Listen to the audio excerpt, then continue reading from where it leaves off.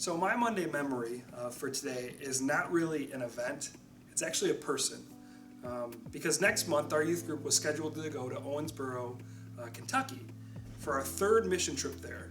We went back a couple years ago and then went back the next year, and then we were scheduled to go back next month. And needless to say that this trip is not going to happen right now. It's just not, obviously, because of the coronavirus. And one of the biggest reasons I'm saddened by this is not necessarily because of the work that they do. We do work wherever we go. We do great work with Habitat. But specifically in Owensboro, there's this lady that is the volunteer coordinator named Virginia. I don't even know if she has a last name, and she's kind of like Cher. She doesn't need a last name. She's Virginia. Everyone knows her in the entire community. Everyone knows her that's been on that trip, Virginia. She's one of the best people I've ever met in my life, and she's one of the most selfless, caring, compassionate people I've ever met.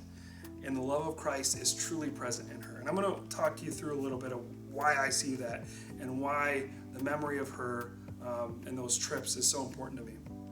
So keep in mind, our summer mission trip includes two churches. We go with St. Mary and Chelsea. The two churches, we have about 50 to 60 people. And so that's a pretty large group. These Habitat affiliates normally handle that many people. But Virginia kept us busy. And that in itself is awesome. And every morning she started us off with an interesting fact. Before we went to the work day, we had a bunch of different workplaces that we were going to go. She would always start us with an interesting fact, a challenge, something like that. Even one day she taught people how to line dance. It was really cool, kept the kids engaged and excited to come to work each morning.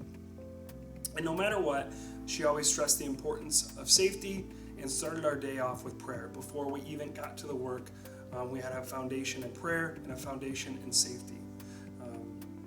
And so she's the biggest and most memorable thing about those trips, Virginia, and it was her love for the Lord.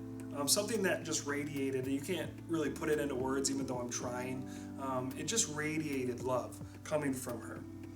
And something that always stuck out with me was something that she said to me along the lines of, it's not what you do, but why you do it. She knew that there was something about serving the Lord that we're just intrinsically called to do.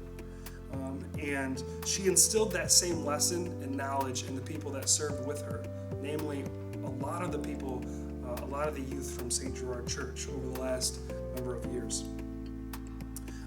She allowed us to do some great work for the community, but more than anything, I was so excited for our teens this year to get to re-meet Virginia, because the group of kids that is going this year wouldn't have been on the trip that was back in 2016. So these were all new people that were going to get to meet a really wonderful woman. But unfortunately, they won't be able to.